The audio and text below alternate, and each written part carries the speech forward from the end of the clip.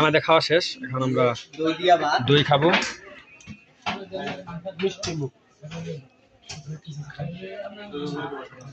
দইটা একবার পাতলা হয়েছে।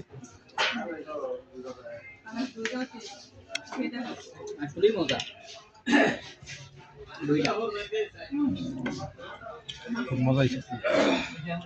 মেয়েদের দইটা খাওয়া হচ্ছে, ভিডিও করি। দই খাবো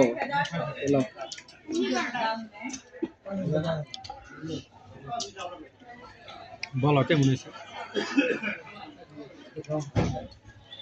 দই যেমনই হোক, খাওয়ার পরে ধরো যে গরুর মাংস বা ভালো খাওয়ার পরে, দাওয়াত খাওয়ার পরে দই দিয়ে ভাত খাওয়া দেখবো যে শান্তি।